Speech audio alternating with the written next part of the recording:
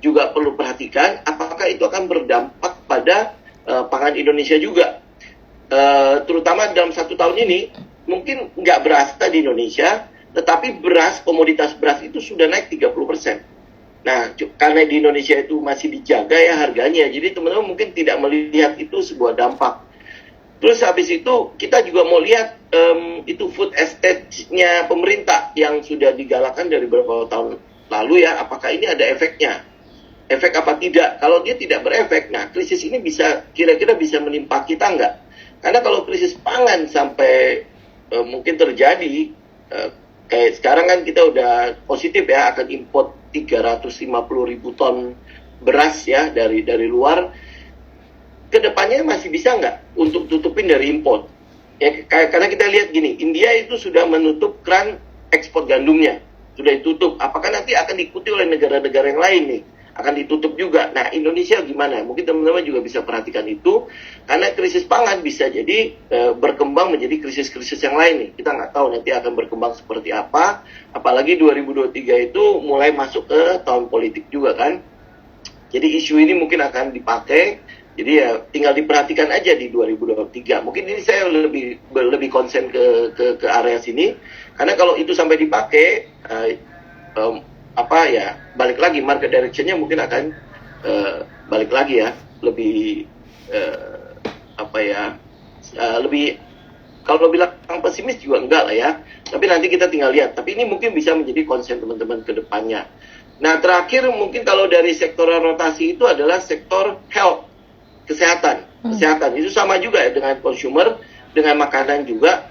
Kalau teman-teman krisis itu tetap ya, namanya sakit tetap harus ada kan. Jadi yang untuk health kita juga masih perhatikan, ada beberapa saham yang memang sudah akhirnya secara teknikal dia breakout ya, jadi udah change of karakternya. Kita masih melihat adalah KLBF, di mana corporate action-nya juga udah cukup gencar ya. Walaupun saham ini kalau boleh dikatakan untuk mereka yang agresif itu tidak terlalu menarik, karena jalannya itu lelet, benar-benar kayak keong gitu ya. Jadi ya teman-teman yang tidak karakternya di situ ya perhatikan aja, mungkin ada sektor yang lain yang bisa diincar itu ya. Terus habis itu mungkin di finance ya, kalau untuk di resesi juga sama. Salah satu sektor yang akan dipertahankan duluan itu adalah perbankan, karena itu kan backbone-nya ekonomi ya.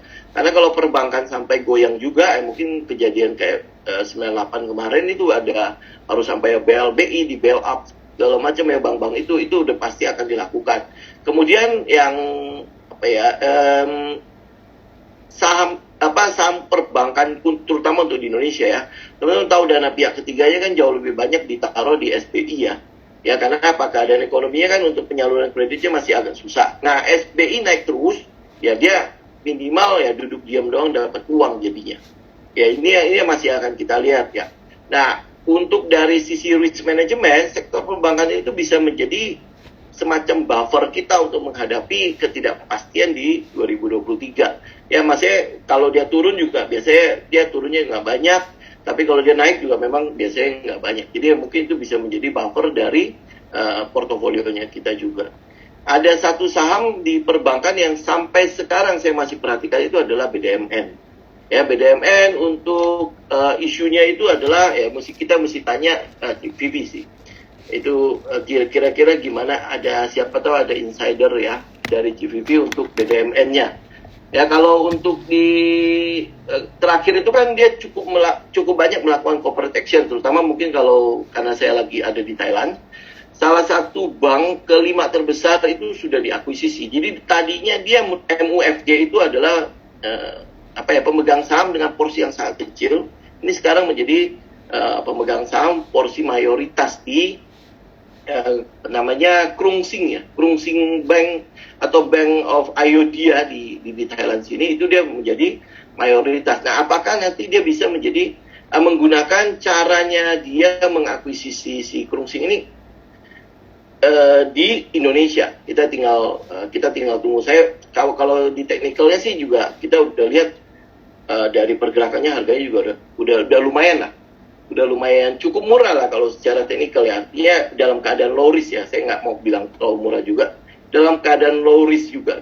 Nah, kalau terus yang pertimbangannya untuk si BDMN ini true value pada saat dia mengakuisisi MUFG ini mengakuisisi si BDMN juga cukup tinggi harganya.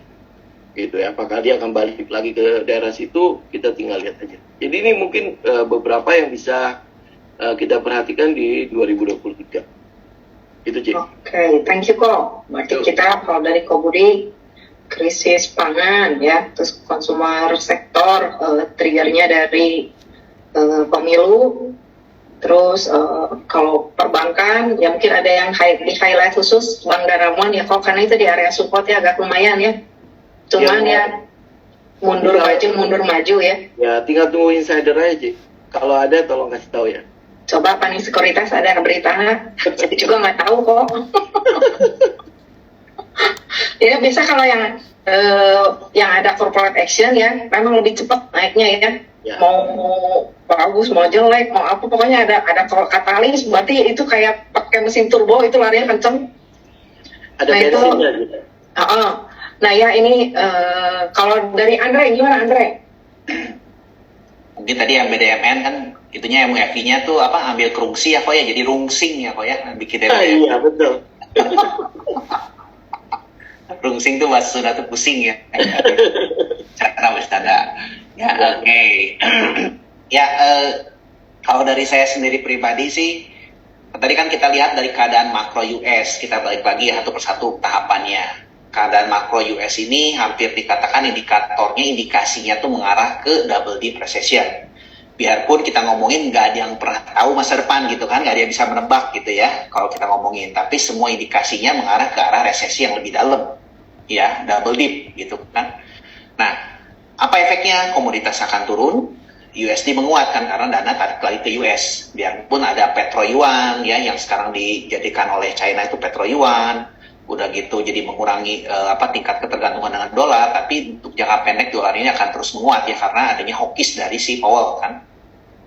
Nah, tapi kita lihat balik lagi nih ke makro Indonesianya gitu kan, apakah dengan resesi di US ini tuh berdampak apa ke Indonesia? Nah, beruntungnya Indonesia ini dalam keadaan yang justru jauh lebih baik daripada negara luar gitu kan.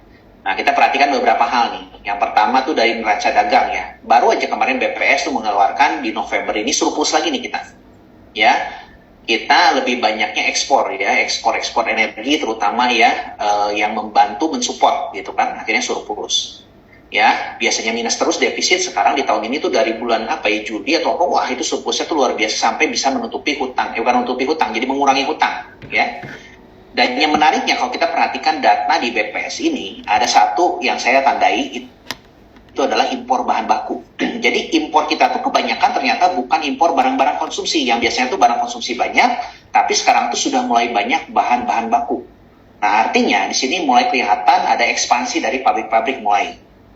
Ya, itu yang kedua yang kita perhatikan lagi juga dari inflasi ya. Inflasi Indonesia ini lebih rendah dibandingkan negara yang lain. Ya, inflasi Indonesia itu sekitar 5,4%-an ya kurang lebih, sedangkan di US saja tuh hampir 7% lebih gitu kan. Inflasi Indonesia biasanya tuh lebih tinggi loh daripada di US, sekarang terbalik gitu kan. Ya. Nah, itu kenapa penyebabnya? Kenapa inflasi bisa naik? Nah, kemarin ini di kuartal ketiga ini kan sempat naik harga BBM, harga pangan naik ya, sehingga itu mengakibatkan jadi akhirnya di kuartal ketiga itu inflasi cukup tinggi, tapi inflasi yang mulai tinggi ini, itu terjaga ternyata masih sesuai dengan prediksi. Nah, ini yang luar biasanya pemerintah kita ya. Dan dengan dirumbukannya BBM ini nggak subsidi, ini membantu negara juga, bobot negara juga di APBN juga lebih ringan. Nah, terus ada yang berikutnya tuh di BI rate. Nah, BI rate kita tuh biarpun naik mengikuti keadaan dunia, termasuk di US, ternyata BI rate kita tuh masih termasuk rendah dibandingkan dulu-dulunya gitu. Ya, nah ini yang masih menurut saya cukup luar biasa sih. Artinya tuh bunga bank kita tuh masih cukup rendah. Ya, nggak dalam bunga bank yang tinggi. Biarpun ada kenaikan ya di 5%-an, kalau nggak yang 4% lebih, hampir ke 5 ya kalau nggak salah tuh. Dan yang ketiga, kalau kita perhatikan dana-dana di bank ini saat ini melimpah. Dilihat dari indikatornya itu yaitu di LDR ya, loan to deposit rasionya itu rendah. Artinya itu dana pihak ketiga, deposan yang nabung duit di bank itu tuh semua tuh masih parkir di sana kebanyakan. Ya, Kalau kita perhatikan Bank BCA aja satu indikator itu kemarin saya lihat tuh hampir 60%-an tuh LDR-nya. 50-60% loh. Ya kalau kita lihat, ternyata kalau kita cek datanya juga, bahkan untuk sekelas BBCA pun juga tahun depan, tahun 2023 memprediksi dia akan pertumbuhan kreditnya sampai double digit. Nah ini yang jarang terjadi ya. Bank sekelas BCA yang sudah punya aset besar, yang sudah besar sekali gitu ya, memprediksi akan terjadi pertumbuhan ekspansi kredit tuh double digit. Nah ini yang luar biasa menurut saya. Artinya tuh akan ada ekspansi kredit mengucur jelas ke sektor-sektor apa dulu. BCA banyaknya ke corporate salah satunya. Nah ini yang mungkin akan kena duluan dengan ekspansi-ekspansi. Nah ini kita bisa lihat benang merahnya ya. Dan yang keempat ya, Indonesia ini beruntung ya. Indonesia tidak bergantung sama ekspor. Ya, biarpun negara di luar sana resesi parah, misalkan kayak US, ya, Eropa gitu ya, itu nggak akan kena imbasnya. Ya, kita tahu ya negara tiga tujuan ekspor terbesar Indonesia itu yang pertama tuh US, Jepang sama China ya. Nah ini yang tiga terbesar ini tuh kalau kita perhatikan ada blessing in disguise juga. China sekarang yang tadinya sudah lagi ekonomi slowing down, sekarang sudah mulai membuka lagi ekonomi aktivitinya, ya. Tapi memang belum pulih, ya. Apalagi kan ditakutkan adanya tuh tuh kan kok di sana beda dengan di sini ya. Kalau di sini semua sudah bebas, semua sudah kena COVID gitu ya mungkin ya, kebanyakan ya hampir mayoritas jadi punya imunitas. Sedangkan di sana mungkin belum ya, takutnya terjadi ada gelombang kedua ditakutkan. Nah yang itu perlu diperhatikan. Tapi intinya Indonesia ini tidak kena imbasnya ekspor karena kebanyakan 50% Indonesia itu tergantung dari konsumsi domestik. Nah ini yang menariknya di Indonesia sendiri. Jadi artinya apa? Apakah Indonesia akan resesi tahun depan? Menurut saya sih pasti tidak ya. Nah di US resesi, di Eropa resesi, Indonesia enggak. Nah ini beruntungnya. Tapi karena market kita tergantung dengan keadaan US, salah satunya itu ada dolar dan ada money flow. Ya, nah ini makanya kalau kita lihat akan ada banyak turbulensi ya. Menurut saya sampai kuartal 1, kuartal 2 ini ke depan ini akan ada turbulensi sama seperti kayak gini nih. Ceritanya tuh yang tadinya naik tiba-tiba, turun tiba-tiba, naik tiba-tiba, turun tiba-tiba. Apalagi mungkin bisa jadi tahun depan itu ada pivot dari Powell begitu melihat udah resesinya udah tambah parah. Mungkin ya udah gitu lihat ekonominya slowing down-nya tambah parah, pengangguran tambah tinggi, mungkin aja pivot si Powell tadi. Ya, nah ini yang mungkin bisa jadi terjadi turbulensi yang perlu kita perhatikan. Ya, dadakan turbulensinya. Makanya kan marketnya tuh galau kalau kita sebut ya, kalau tadi sebutnya rungsing lah ya. Nah, itu. Nah, lalu apa sih yang menariknya kalau kita perhatikan turunan dari keadaan Indonesia ini, kita perhatikan lagi dari program-program pemerintahnya ya. Apa aja nih? Pemerintah ini sedang melakukan beberapa hal yang saya lihat tuh yang cukup baik. Yang pertama tuh adalah hilirisasi komoditas. Ya, dari turunan sektor nikel tadi, pelarangan ban nikel gitu kan, ada sampai ke turunannya, misalkan ke ferronikelnya, sampai ke turunannya lagi ke baterai dan lain-lainnya gitu ya kalau kita lihat.